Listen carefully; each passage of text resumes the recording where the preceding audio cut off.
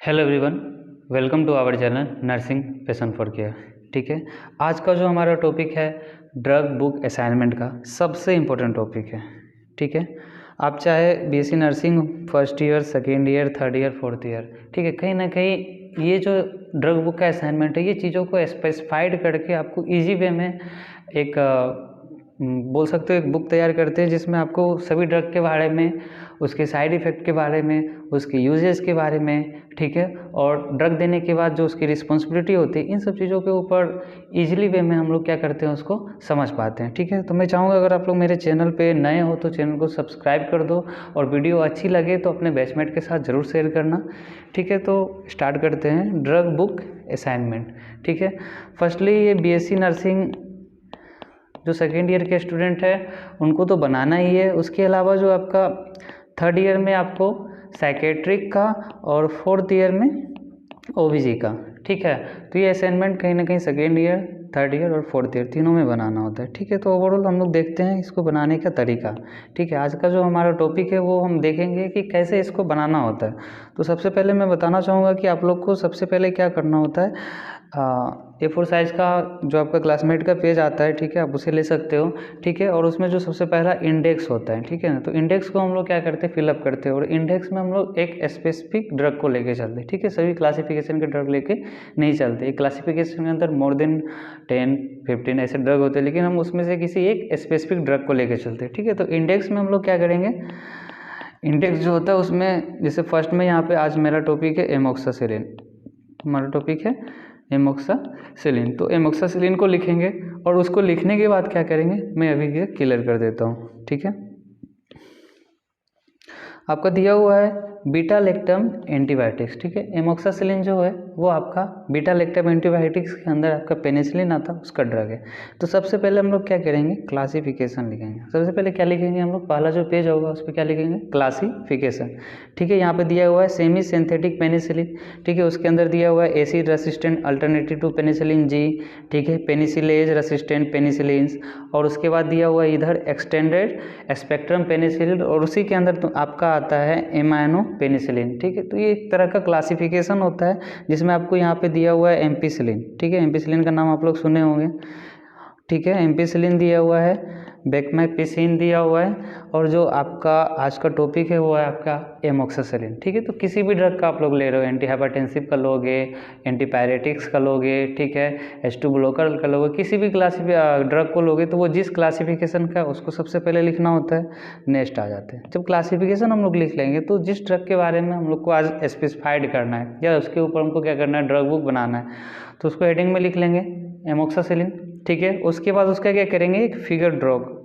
तो figure draw नहीं करना है, अगर आपके बगल में मेडिकल स्टोर है तो वहाँ से आप लोग क्या कर सकते हो, ला के उसको अपने पेज पे ग्लू से चिपका सकते हो, या नहीं तो फिर आप उसका कलर प्रिंट आउट निकाल सकते हो। ठीक है, और उसके बाद में अगर स्पेस बच रहा है तो वहाँ पे हम लोग ड्रग के बारे में इंट्रोडक्शन दे देंगे। जैसे दिया हुआ है, it is a better absorbed oral medicine of penicillin और बीटा लैक्टम एंटीबायोटिक्स। मतलब बीटा लैक्टम एंटीबायोटिक्स या पेनिसिलिन का क्या है, ये ओरल बेस्ट ओरल मेडिसिन है। मतलब ओरल रूट से देने के लिए अगर हम लोग सजेस्ट करते हैं तो वो कौन सा दवाई सजेस्ट करते हैं, एमोक्सासिलिन। अदर भी दवाई है, क्लासिफिकेशन में हमने देखा अभी। ठीक है, तो सबका रूट चेंज हो सकता है, सबके क्या हो सकते हैं, साइड इफेक्ट चेंज हो सकते हैं, तो इसलिए हम ड्रग को क्या करते हैं, मॉडिफाई करते हैं। ठीक है, ताकि साइड इफेक्ट, एडवर्स इफेक्ट को धीरे धीरे हम क्या कर सकें, रिड्यूस कर सकें। तो अभी हम लोग जनरली यूज़ भी क्या कर रहे हैं, एंटीबायोटिक्स में आप अगर मेडिकल स्टोर पर जाते हो तो एमोक्सासिलिन का एमोक्स हो गया, नोवामैक्स हो गया, ये सब आपको प्रोवाइड किया जाता है। तो ओवरऑल फर्स्ट पेज में आपको क्लासिफिकेशन कर लेना है। ठीक है, नेक्स्ट पेज में आपको फिगर आउट कर लेना। थर्ड पेज में आपका दिया हुआ है फॉर्मेट। कोई भी ड्रग को आप इसी फॉर्मेट पे बनाओगे। ठीक है ना, आप किसी भी ड्रग का अगर आप लोग लेते हो तो आपको इसी फॉर्मेट पे बनाना हो। तो सबसे पहले हम लोग फॉर्मेट को अभी समझेंगे। जैसे यहाँ पे टोटल मैंने 7 कॉलम लिए हुए हैं। ठीक है, तो 7 कॉलम में क्या क्या आपको डिटेल भरना होता है पहले उसको जानते हैं। जैसे फर्स्ट में दिया हुआ है आपका ड्रग नेम बोल सकते हैं या फिर ड्रग डिटेल्स बोल सकते हैं। ठीक है, नेक्स्ट वन दिया हुआ है आपका फार्माकोकाइनेटिक्स। फार्माकोकाइनेटिक्स यहाँ पे सिंपल मैंने लेक्चर में बताया हुआ है, जो आपका एब्जॉर्प्शन होता है, ठीक है, उसके बाद डिस्ट्रीब्यूशन होता है, मेटाबॉलिज्म होता है और एक्सक्रीशन होता है, मतलब मूवमेंट ऑफ ड्रग, ठीक है, आपके जो भी ड्रग ले रहे हो, ठीक है, वो आपकी बॉडी में कैसे मूव करता है, ठीक है, तो उसको हम लोग फार्माकोकाइनेटिक्स, तो उसी का डिटेल्स हमको लिखना है, जिस भी ड्रग का लिखना होगा उसका हम लोग ADME लिखेंगे, ठीक है। उसके बाद दिया हुआ है मैकेनिज्म ऑफ एक्शन, इसको ही हम लोग क्या बोलते हैं, फार्मेको डायनामिक्स, ठीक है। मैंने सेपरेट लेक्चर बनाया हुआ है फार्माकोकाइनेटिक्स फार्माकोडायनेमिक्स में, मैं लिंक डिस्क्रिप्शन बॉक्स में दे दूंगा, वहाँ पे जाके आप लोग देख सकते हो, ठीक है। तो फार्माकोडायनेमिक्स मतलब जो भी ड्रग हम लोग ले रहे हैं वो हमारे ऊपर कैसे वर्क कर रहा है उसके ऊपर हम लोग बात करेंगे, ठीक है। नेक्स्ट वन आपका दिया हुआ है इंडिकेशन। इंडिकेशन का मतलब होता है यूजेज। इंडिकेशन का क्या मतलब होता है, यूजेज मतलब आप जो दवाई ले रहे हो वो किस तरह से यूज कर रहे हैं, मतलब कहाँ कहाँ पे यूज करना होता है, ठीक है। तो कोई भी ड्रग लोगे तो उसका इंडिकेशन आपको पता होना चाहिए कि किस डिजीज में हम उसको यूज करेंगे, तो उसको हम लोग क्या कर सकते हैं, स्पेसिफाइड करके लिख सकते हैं। उसके बाद दिया हुआ है आपका कंट्रा इंडिकेशन। कंट्रा इंडिकेशन का मतलब होता है उस ड्रग को हम लोग क्या कर सकते हैं, कहाँ पे यूज नहीं कर सकते, ठीक है, किस सिचुएशन में उस ड्रग को यूज नहीं करना चाहिए, उसी को हम लोग बोलते हैं कंट्रा इंडिकेशन, ठीक है। उसके बाद नेक्स्ट वन दिया हुआ है आपका एडवर्स इफेक्ट। एडवर्स इफेक्ट बोलो या आप जनरल भाषा में उसको साइड इफेक्ट भी बोल सकते हो, या आप लोग जनरली बोल सकते हो अपने लोकल लैंग्वेज में कि दवाई रिएक्शन कर गया, मतलब जिस पर्पस के लिए हम लोग दवाई ले रहे हैं वो नहीं पर्पस दिखा के कुछ और जो शो करता है उसी को हम लोग क्या बोलते हैं, एडवर्स इफेक्ट, ठीक है। और उसके बाद लास्ट कॉलम में आपका दिया हुआ है नर्सेज रिस्पॉन्सिबिलिटी, मतलब दवाई देने के बाद, ठीक है, आपको किस तरह से आपका रिस्पॉन्सिबिलिटी है, क्या क्या आपको ऑब्जर्व करना है या मॉनिटर करना है, उसको इस कॉलम में लिखेंगे, ठीक है। तो ये एक तरह का आपका फॉर्मेट हो गया, टोटल 7 के बारे में मैंने बता दिया। अब जो हम एग्जाम्पल लेके चल रहे हैं, आज का जो हमारा एग्जाम्पल है वो है आपका एमोक्सासिलिन, ठीक है। तो उसको कैसे भरेंगे, ठीक है, इन सभी कॉलम को कैसे भरना होता है, तो उसको अभी हम लोग देखेंगे, ठीक है। पहला कॉलम आपका क्या दिया हुआ है, ड्रग नेम। पहला कॉलम क्या हो गया आपका, ड्रग नेम, ठीक है। तो आ जाते हैं ड्रग नेम में, आपको सबसे पहले यहाँ पे बताया हुआ है ब्रांड नेम, मतलब वो दवाई मार्केट में किस नाम से अवेलेबल है उसी को हम लोग क्या बोलेंगे, ब्रांड नेम। जैसे यहाँ एमॉक्स 500 mg दिया हुआ है, नोवामॉक्स 500 mg दिया हुआ है, मतलब आप मेडिकल स्टोर पे जाते हैं तो ये नाम बोलोगे तो आपको जो दवाई मिलेगा वो एक्चुअली में एमॉक्सासिलिन का ही होगा, लेकिन मेडिकल स्टोर पे आपको ये नाम बोलना होगा, ठीक है। उसके बाद दिया हुआ है जेनेरिक नेम, मतलब उसका जेनेरिक नेम क्या है, तो ये आपका एमॉक्सासिलिन ही इसका जेनेरिक नेम है। किस क्लासिफिकेशन का ड्रग है, तो पेनिसिलिन का ड्रग है, वो भर देना है। रूट क्या है, तो इस दवाई का रूट क्या है, ओरल, ठीक है, इसको हम लोग क्या लेते हैं, ओरल लेते हैं, ठीक है। उसके बाद डोज क्या है इसका, 20 to 40 mg पर kg पर डे, या जनरली हम लोग जो अभी एडल्ट के केस में ले रहे हैं 250 से 500 mg थ्राइस ए डे, ठीक है, TID मैंने इस सब के ऊपर डिस्कस कर दिया है, ओके। तो ये हो गया आपका ड्रग डिटेल्स। नेक्स्ट आ जाते हैं हम लोग, नेक्स्ट दिया हुआ है आपका फार्मेकोकाइनेटिक्स। नेक्स्ट आपका क्या दिया हुआ है, फार्मेकोकाइनेटिक्स, मतलब ओवरऑल हमको देखना कि किस तरह से ड्रग का एब्जॉर्प्शन हो रहा है, डिस्ट्रीब्यूशन हो रहा है, ठीक है।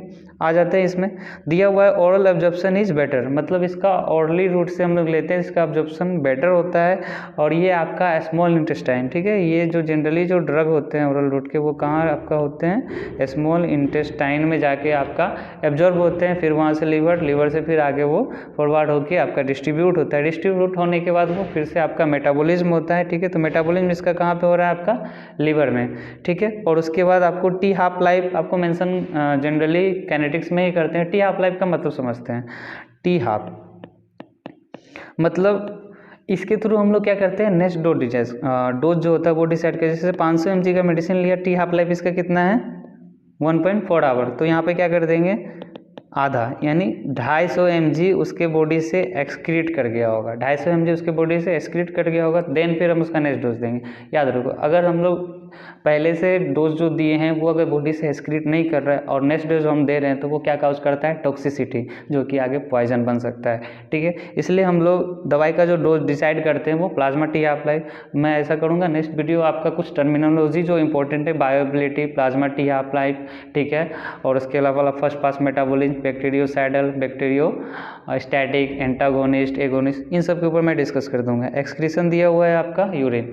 तो ओवरऑल फार्माकोकाइनेटिक्स में किसी भी ड्रग का हम लोग क्या लिखेंगे, absorption, distribution, metabolism and excretion, ठीक है। शॉर्ट में आप लोग याद रख लेना ADME, ठीक है। नेक्स्ट वन आपका दिया हुआ है मैकेनिज्म ऑफ एक्शन। मैंने बताया कि मैकेनिज्म ऑफ एक्शन को ही हम लोग क्या बोलते हैं, मैकेनिज्म ऑफ एक्शन को ही हम लोग फार्माको डायनामिक्स बोलते हैं, ठीक है। तो दिया हुआ है beta lactam antibiotics act by inhibiting cell wall synthesis. मतलब यहाँ पे जो देखो दो केस होते हैं। अगर आप लोग माइक्रोबियल ड्रग्स यूज़ करते हो तो उसका जो मैकेनिज्म ऑफ एक्शन होता है वो हमारे बॉडी के लिए नहीं होता है, एक्चुअली में वो माइक्रो ऑर्गेनिज्म के बॉडी के लिए होता है, ठीक है।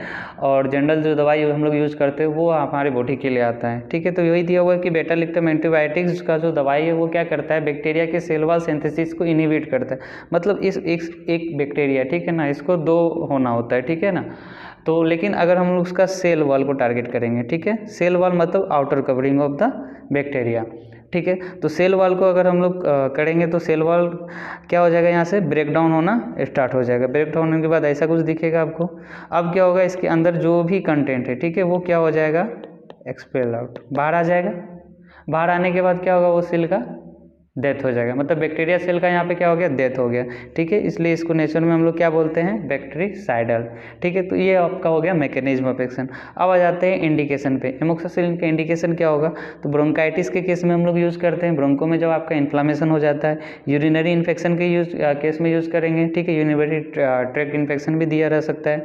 गोनोरिया जो कि आपका सेक्सुअल डिसऑर्डर है, वहाँ पे यूज़ कर सकते हैं। और रेस्पिरेटरी ट्रैक्ट इन्फेक्शन, मतलब इन सभी जगहों पर अगर इन्फेक्शन होता है तो इन्फेक्शन के बाद आपका इन्फ्लामेशन काउज करता है, देन फिर हम इसको वहाँ पे यूज़ कर सकते हैं। नेक्स्ट जो आपका दिया हुआ है वो दिया हुआ है कंट्रा इंडिकेशन। कंट्रा इंडिकेशन मैंने पहले ही बताया था किस सिचुएशन में हमको ये दवाई नहीं लेना है। तो दिया हुआ है यहाँ एलर्जिक टू पेनिसिलिन ड्रग। अगर आप कोई भी मेडिसिन ले रहे हो और उससे आपको एलर्जी काउज कर रहा है तो वो मेडिसिन हम उसको नहीं देते, ठीक है। तो उसी को सिचुएशन को यहाँ पे कंट्रा इंडिकेटेड किया गया है। जैसे एग्जाम्पल में बहुत से मेडिसिन जो होते हैं प्रेग्नेंट वुमेन को नहीं दिए जाते हैं क्योंकि वो फिटस को अफेक्ट कर सकता है। तो वो प्रेग्नेंट वुमेन के लिए क्या हो गया, कंट्रा इंडिकेटेड हो गया, ठीक है। तो यहाँ पे अगर पेनिसिलिन के किसी भी ड्रग से उसको एलर्जी का प्रॉब्लम है तो हम लोग एमोक्सासिलिन उसको नहीं देंगे। नेक्स्ट आपका दिया हुआ है एडवर्स इफेक्ट। एडवर्स इफेक्ट मतलब एक ऐसा इफेक्ट जिस पर्पज़ के लिए आप दवाई ले रहे हो वो नहीं, जिस पर्पज़ के लिए लिए हो वो तो शो कर रहा है, उसके साथ साथ में कुछ एक्स्ट्रा इफेक्ट शो कर रहा है। सिंपली उसको हम लोग एडवर्स इफेक्ट, साइड इफेक्ट बोलते हैं। जैसे यहाँ ओरल रूट से ले रहे हैं तो नोजिया वोमिटिंग आपका कॉमन है, वो आपको दिख सकता है।